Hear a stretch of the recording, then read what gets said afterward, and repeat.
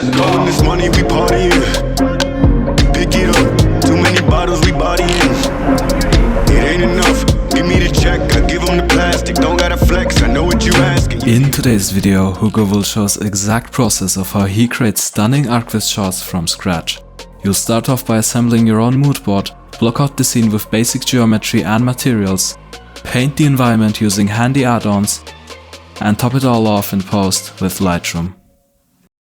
Here you can see that I'm just looking through everything in Pinterest and finding the car in the road. At this point, I'm just thinking, okay, I could make a car. I could start planning. I'm planning here the camera angles that would be present in the shot. For this one, I want to do kind of like an advert. I want to do kind of like a trailer where it has some animation. I'm not going to show the whole car animation because that's really different. I'll just show the last part where you guys will be able to see the actual architectural visualization and how it worked and how I modeled the house and everything. But if you guys want to actually see how I made the car animation at the beginning, let me know in the comments and I'll make sure to recreate it and put it as a tutorial for you guys. So the idea at this point is to start designing and planning out what the project will be. And at this point, I'm just designing the shots. The idea is to have a car that goes around the street and then goes towards the house and it reveals the house. So here right now what I'm doing is I'm actually calculating the average height of a sofa and the average length, and then I'm just counting and figuring out that okay, so that house is probably like 4 meters tall, and I'm calculating the width by figuring out how many sofas it is. So I just thought that it was around probably like 24 meters. That's how I got the scale. You can't really figure out the depth from the house from that image, but now I'm making sure to apply this scale to the object, and I bridge the faces, which creates just a quick interior. And now what I'm doing is actually I duplicated the face, I separated it with Ctrl P, and now I extruded it back to the top. That created this flat plane which can then be turned into glass by having an exact plane and just doing the edge loops that I did, doing Ctrl B to bevel those edge loops, just extruding them to add the frame of the images. Right now here I always like to just add a quick material. So the add that I'm using right now is BlendKit, and it's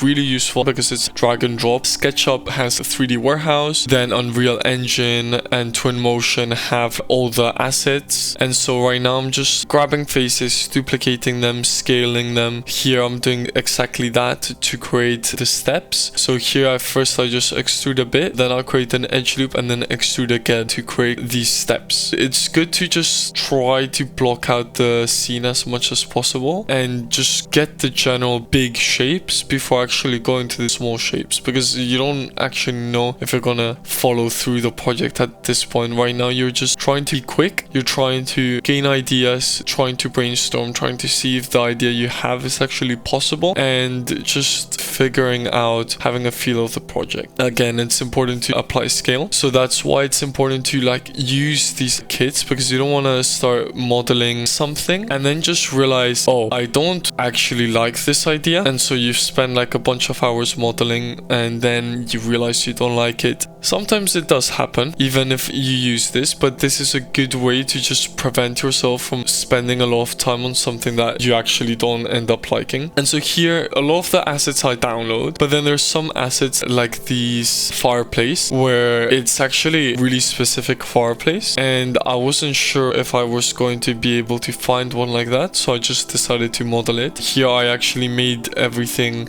too thick, so I just started adjusting the scale again. I added a subdivision surface and I'm just continuing just dialing in the scale. If you've noticed how easy it has been to model this, it seems like it's going to be something that's really complicated and it's going to take a long time. And if you want to add more detail in the future, you can, but actually since this was like such a small piece, you just want the silhouette to actually be present. You don't really need so much detail, so that's why I'm working a lot on the block out, making sure everything looks good, everything looks to scale before I actually add anything else. And see, now here I'm placing it because a lot of times the asset just looks better when you place it, and a lot of times you find that there's certain areas which don't match. So here I noticed that the actual fireplace, the bottom part was too small, so I scaled it, and then I just duplicated to replicate the other tube that was on the middle of the frame. It's going to be really far away. You're barely going to be able to see it. I think in the final render you can barely see it. Instead of just like doing something again from scratch, I just duplicated it, changed the scale so that it looks like something different, and added it, because at the end of the day, if you're not going to see it, it's not worth to spend a lot of time on it.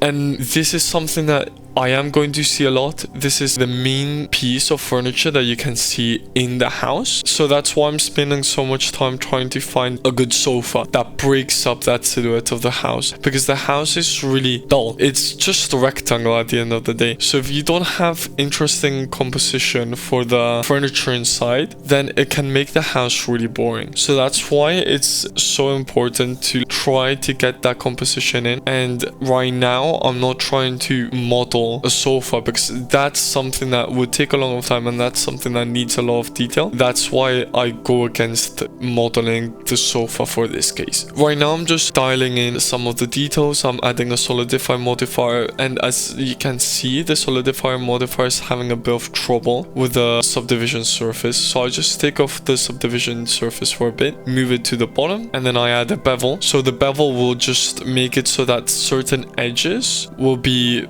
more visible and will kind of hold their shape. So I like doing it like this. You can do it manually, select the edges, do Ctrl P, all of that stuff. But if you just add the bevel modifier, then you can have control in real time over the specific edges, and you can just change in the future if you don't like it. Now, it's really important to continue looking back at the reference image and going over and over and over it to make sure you're keeping good idea of what it is, because sometimes you don't look at it and then you look back and you're like, okay, this is completely different, and you have to adapt. For this, I'm trying to replicate the image, but not quite. So you'll see at the end, I do actually start taking creative freedom, moving away from the image. But for now, since we're so close to the beginning, I'm trying to stick to the image as if it's like a plan, as if it's a sketch. A lot of times I find a good piece of architecture, it has like an interior design, and then I just combine it with a different interior design style, and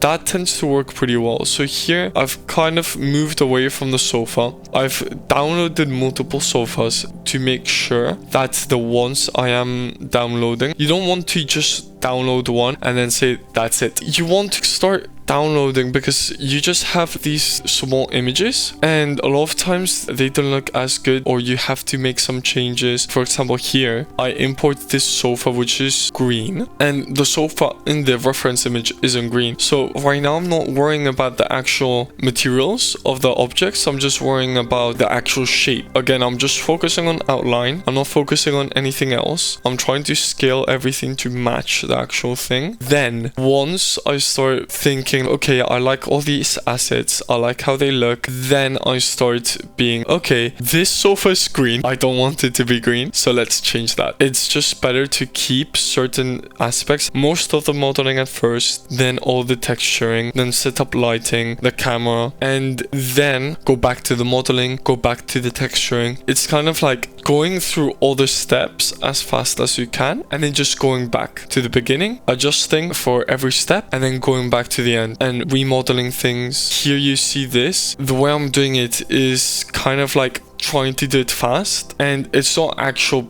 proper modeling techniques. In the future, it ends up being a problem for the topology and everything. It is an architectural visualization, and it is a still render, and it is going to be viewed from afar, so I wouldn't worry too much on the topology. But even if the topology is bad, this bar looked a bit boring, so I worked on it in the future after I had been working on the other steps to see the cohesion of the scene. And then once I got back to it, I was like, actually this is a bit boring. I went back, modeled it, changed it, and adapted it to the scene. So here I'm again just like trying to compare the different models of the sofas, trying to figure out the scale. The sofa that they had was pretty good, and it kind of broke up the scene a lot. In this case, this sofa doesn't break it that much. It is also pretty cylindrical, but I had a coffee table in front just to add a bit of texture and actually break up the silhouette again. And so this is the render I'm going to use for my architectural visualization studio. video. I'm going to post it on Instagram. That's why I'm trying to make it a composition that would fit Instagram. So that's why it's 1080 by 190. The cinematic ratio tends to be 2.35 times 1. So normally I put both of them at 1080 and then multiply by the 2.35 to the top one, and that creates a cinematic frame. So right now I'm just dumping the materials into the frame, and now here I'm actually starting to adjust them slightly, just adding mixed color and just changing the color to black. And then here I'm looking back at certain wood types to see if I can find a better wood texture. You don't really see it honestly, but it's just something that I wanted to add in case in the future I'm like, okay, I want to make some interior renders of this house. So in that case, you already have a floor set up. Now I'm starting to adjust the scale for everything.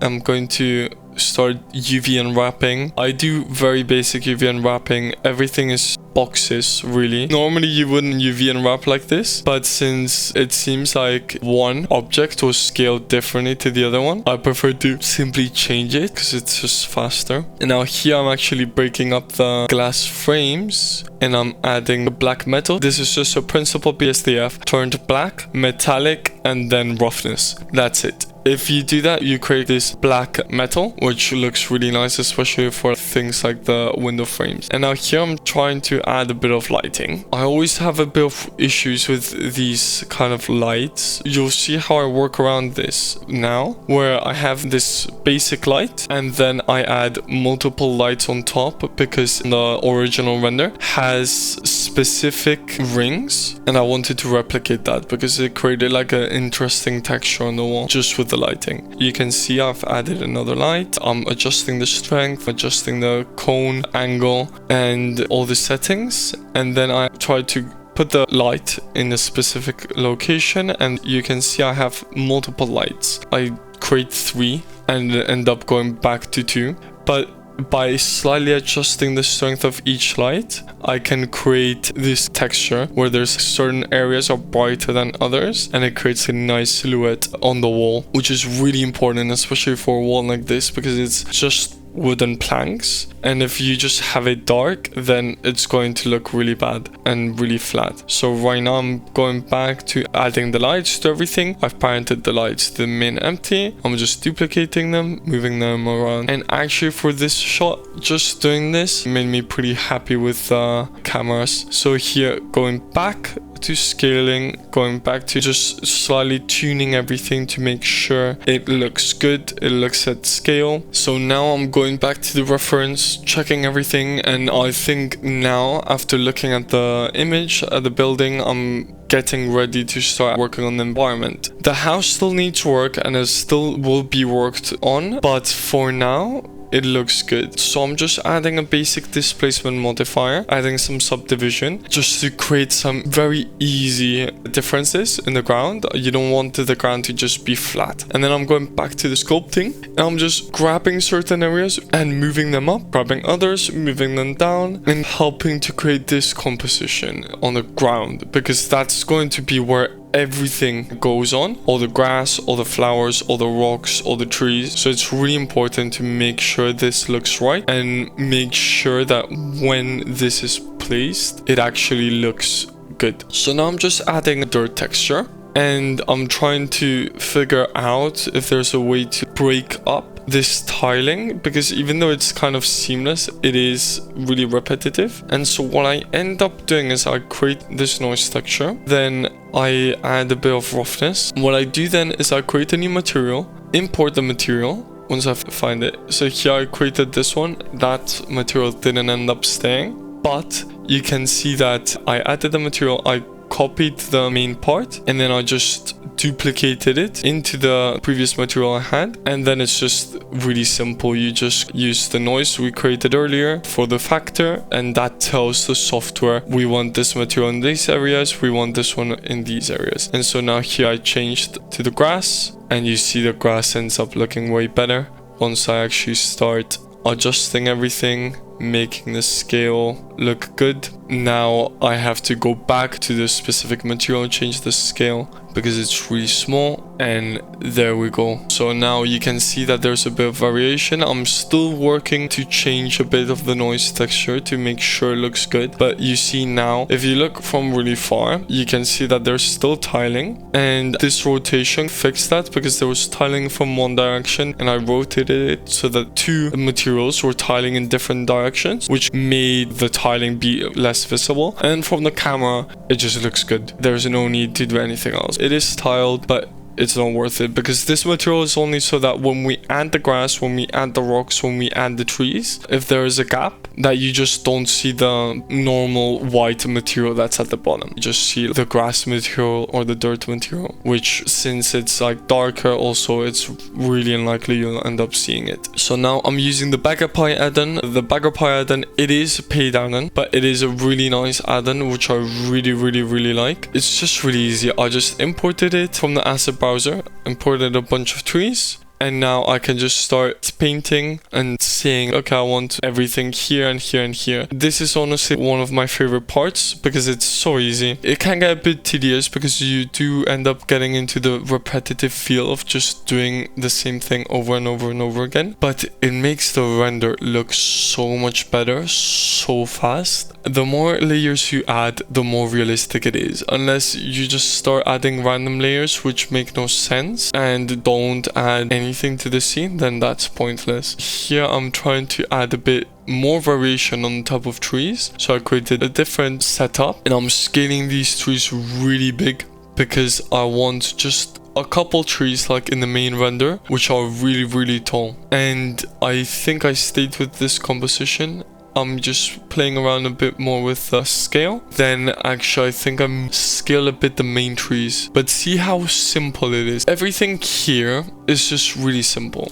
Anyone can do something like this. The thing is that with experience, you'll just be faster at it. You'll be able to do every step your own, and you'll be able to think, okay, I want to do it slightly different in order to create this effect. So here I'm starting to look through the asset browser to see all of the assets that I'm going to want to buy. I'm looking through some flowers, looking through some bushes, and I'm going to get some grass in a bit, I think. Here I'm applying the scale because some of the materials look way smaller than the others, and that's not really what you want. You kind of want everything to be the correct scale, and then you can manually scale them in general once you've created the whole asset. So here I'm adding these leaves, which I don't know if I ended up adding at the end. Here you have the grass, and the grass is something that's really important to get right, because you don't want to just grab one model and simply just say, okay, that's it. That's the grass, because grass actually has so much variation. There's so many different lengths in the grass. Unless you have a freshly cut lawn, then there won't be that much variation. But even if you want to make a freshly cut lawn, I would just add some weeds or some grass that pops up, maybe some patches that weren't made properly. And here I'm adding everything really easily, trying to scale everything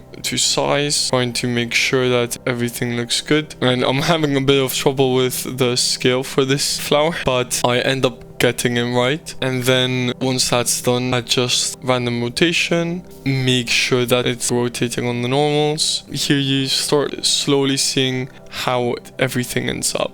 So you see, it's really important to add this variation, especially when you're creating a forest. You want to have a lot of different vegetation and make sure it breaks up. You don't want it to just look flat. The ground has rocks, bunch of trees, branches, leaves, different plants, different bushes, bigger plants, lower plants, has different types of grass, different colors of grass. So it's really important to add variation, especially if you want to make it realistic. So I'm adding the leaves, and I haven't really used the leaves this much, so it was like one of the first times I was using them since they're a new asset. I actually ended up liking them. I think the grass, once I added the grass, it kind of just covered the whole thing. And so here now I'm adding some assets, which are like literally just rocks. This asset, normally I just use it and scale it, rotate it, and scatter around the scene, and just make 2 or 3, scale them in different axes, making them different, and just like rotating them so that they face the camera somewhat. And with the grass, doesn't really matter what angle you're putting them, you just see a couple rocks just pop up from the grass, and that asset is really realistic. That's why I'm just using that one instead of just scattering a bit of rocks, because even though that's really good, just scattering them sometimes looks a bit unrealistic. Whereas by grabbing this pack where it's a bunch of rocks that are already accurately placed because it's a photo scan, then that just makes it a bit more realistic. And then here, just adjusting the seed, making sure that the rocks that appear aren't interfering with the scene much. Actually, in the end, I took away a lot of these rocks. I didn't like the way they looked, and it just made the scene not look that good. And here now I'm getting ready to make the first render. I haven't worked on the lighting at all, but it already looks pretty realistic. I've just had a boring HDRI. That's basically it. See how many rocks there are in front of the camera. There are really similar rocks. Then there's some that have really different colors. Another thing is to have really specific colors that are like completely different, because that looks like sandstone and the other looks like a normal rock. Here in the render, I'm just going through, making sure everything looks good. And now I'm going to Unsplash. I'm downloading some clouds, and I normally do that quite a lot, where I just download a background image and then I just import it, make it look good. So you see here, those rocks, those are the ones I don't like. So I'm trying to figure out which one it is before I actually just delete it and take it away from the scene. You can see that when I show back the rocks, most of them are gone. Now I'm going back to the grass, just in the scale. It is really important that you constantly do short renders, even if they're low quality. You'll be able to catch up on some things. So in the case that I rendered, I just noticed that there was a lot of things that weren't really matching up in the ground, especially. That's why I'm spending so much more time on it now. Again, I'm trying to adjust it slightly, make it softer. Here I render it again.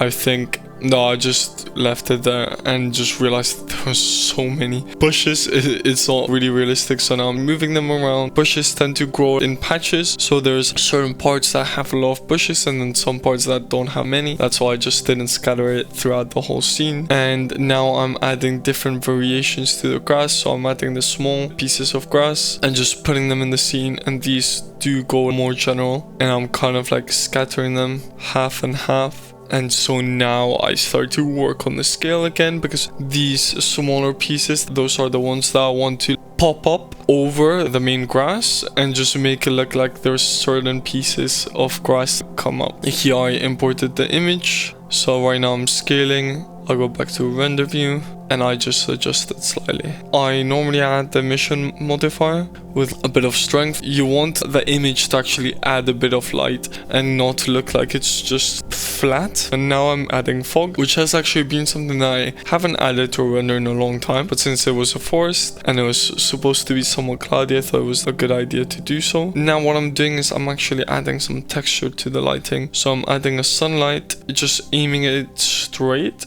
and making it slightly bluish to kind of mimic nighttime, and then I'll just play around with the noise. That noise will later go into an alpha, see? And so it creates this transparent effect, and then you can just see that once I put the strength up on the actual sunlight, then there's like these patches on the ground that have light, and then these other patches that don't have light. So here you can see the difference. It just makes it look so much better, makes it look so much more realistic. And I really like these sort of tiny details. This sort of detail is what it changes a render from being like an apprentice render to being a professional render. Because these small things, these small details, you only end up doing once you've had enough experience, once you've seen these short tips where they've used it, or these renders where they've actually, instead of creating a whole scene that has a bunch of trees that place lighting into an interior room. A lot of times I just do this,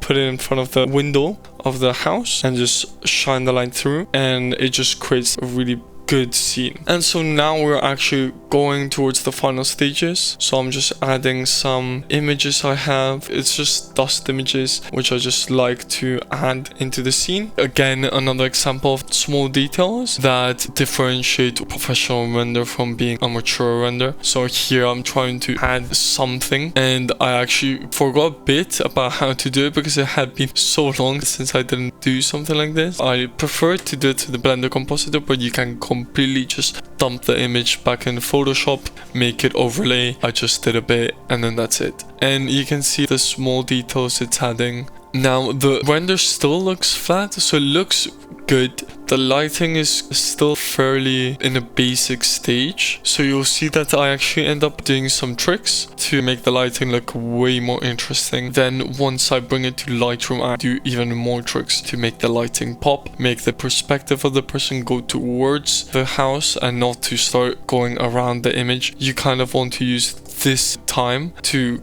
guide the person towards the scene. That's why I added foreground, and that's why the foreground is darker and then it becomes lighter where there's this tiny gap of trees, and then the background becomes dark again because the trees start dancing up way more. So I actually didn't like these, so I just left it like this. And now this is one of the tricks I made to make the lighting look better. So I did fog glow, which basically is a glow. In Eevee you can add the bloom automatically by just pressing a button, but in Cycles you have to do it through this method. That's something you can't really do in another software unless you do it this way. You can't get it automatically like I've done here. So now I've added the fog glow, and I am going to add sunbeams. So I actually added it to the wrong spot, but there you can see I added the sunbeams. And I make them really strong at first. So I'm actually having issues because it wasn't on add. You want to make sure that this one is on add, and then make sure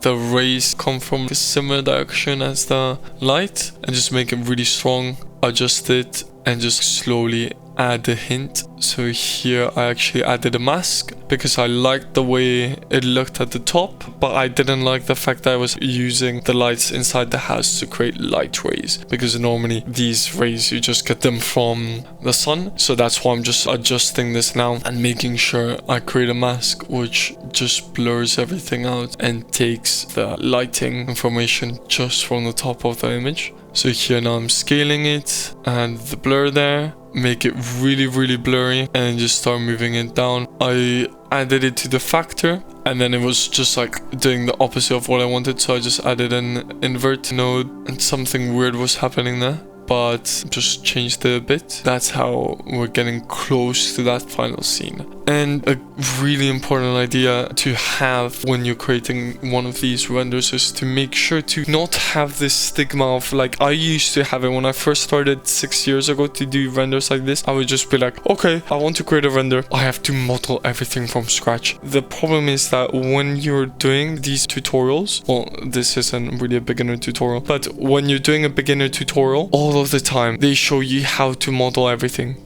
and then you're like, a render takes me a week? How is there people on Instagram posting one render every day? It's impossible. And the reason is because they're downloading a lot of the assets, and also over time you do end up building asset libraries of your own with your own assets and just putting them into the scene. But yeah, it's really important to not be afraid to use assets from other people. It would make no sense if you had a scene for a client and you could either spend 5 minutes paying another artist 50 euros for the car model they have, and then you can use that car model in the scene. It would make no sense business wise to not use that and instead spend a week modeling it, having delays, having to actually model it, so that sofa to your boss actually costs several hundred euros instead of just 50 bucks. That's why it's so important to make sure you're using it to create something fast whenever you need it, because at the end of the day there's some things that are just gonna look the same. There's other things you can find ways to model fast, especially if they're just something that's going to be in the background. And so here I'm going to Lightroom, I chose a preset, I'm just playing around, dialing everything in and just doing masks. But yeah, I just want to make clear that